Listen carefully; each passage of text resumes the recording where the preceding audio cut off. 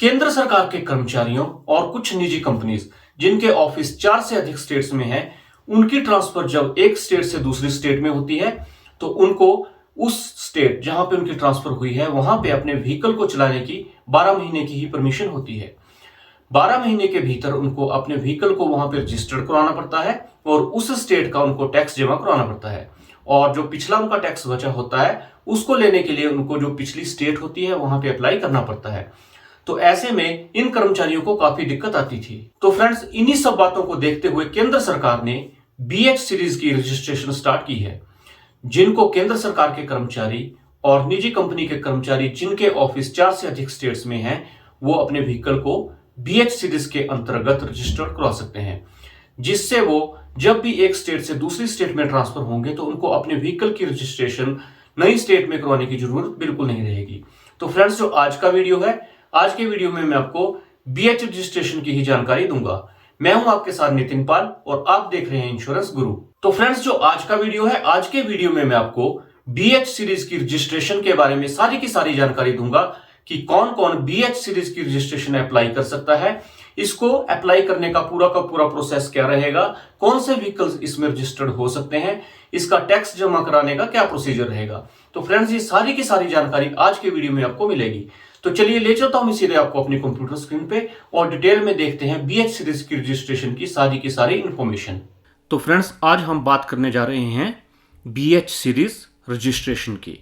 तो सबसे पहले अभी आप अपनी स्क्रीन पे BH सीरीज की जो नंबर प्लेट होती है उसका पैटर्न देख रहे हैं। BH सीरीज की नंबर प्लेट में सबसे पहले YY होगा, जो कि रजिस्ट्रेशन ईयर को शो करेगा।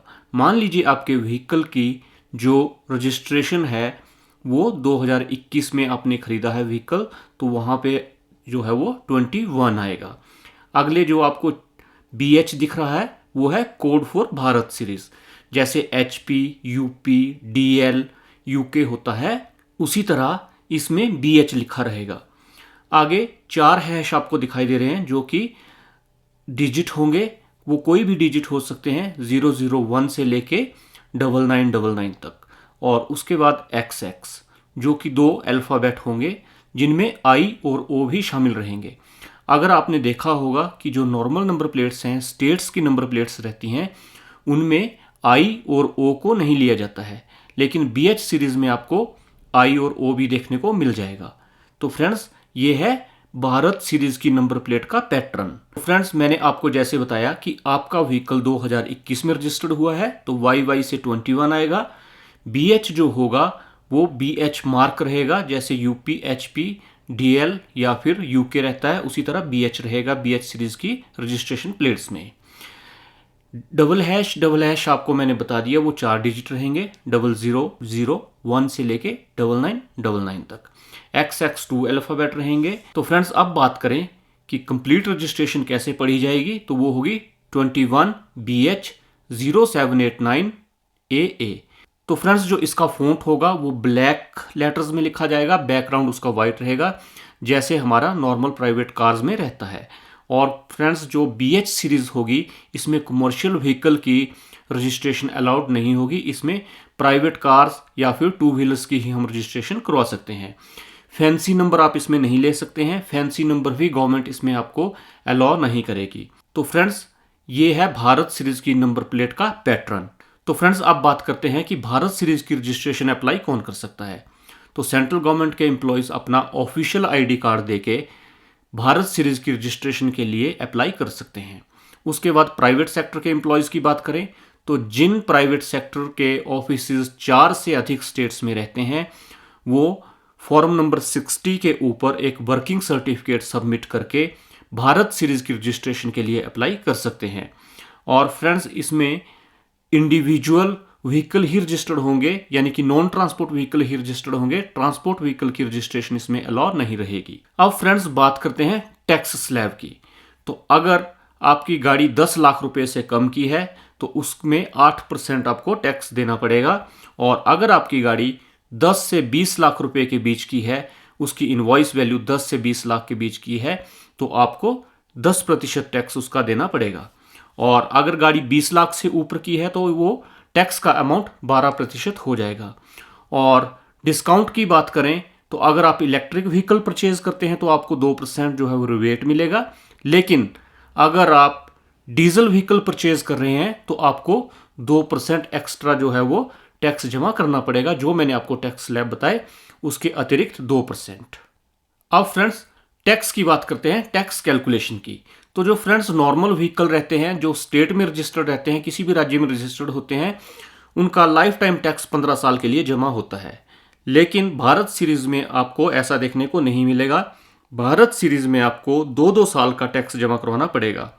और 2 साल के टैक्स की कैलकुलेशन कैसे होगी वो अभी आप अपनी स्क्रीन पे देख रहे हो, फिर भी मैं आपको बता रहा हूं। अगर आपकी गाड़ी 9,99,900 रुपए की है, जिसमें कोई भी डिस्काउंट शामिल नहीं रहेगा, मतलब आपकी इनवॉइस वैल्यू जो है वो 9,99,900 है, तो उस केस में आपको 10 लाख रुपए से नीचे का स्लैब है, जिसमें 8% आपको टैक्स डिपॉजिट करना है। तो वो 2 साल के लिए कैसे कैलकुलेट होगा, उसके लिए आप 0.08 को 2 से मल्टीप्लाई करेंगे और उसके बाद जो आपकी इनवॉइस वैल्यू है 10 लाख रुपए से कम, जैसे 9,99,900, वो करेंगे और इन सब को जो है वो 15 से डिवाइड कर देंगे। तो जो आपका रोड टैक्स होगा वो 10,665 रुपये आ जाएगा, जो कि 2 साल के लिए होगा। तो फ्रेंड्स इस तरह 2 साल के टैक्स की कैलकुलेशन कर सकते हैं। आप अपनी इनवॉइस वैल्यू देख लीजिए और आपका व्हीकल किस टैक्स स्लैब में आता है, उसी हिसाब से आप टैक्स की कैलकुलेशन कर सकते हैं। अब फ्रेंड्स बात करते हैं रजिस्ट्रेशन का प्रोसेस कैसे चलेगा, रजिस्ट्रेशन होगी कैसे। तो जब आप व्हीकल खरीदेंगे तो उस समय डीलर आपके बिहाफ पे फॉर्म नंबर 20 जो है वो फिल करेगा और ये सारा का सारा प्रोसेस जो होगा वो ऑनलाइन होगा। और ऑनलाइन फिल करते हुए वो जब रजिस्ट्रेशन करेंगे, जब आपका फॉर्म फिल करेंगे, तो वहां पे BH सीरीज उनको सिलेक्ट करनी पड़ेगी।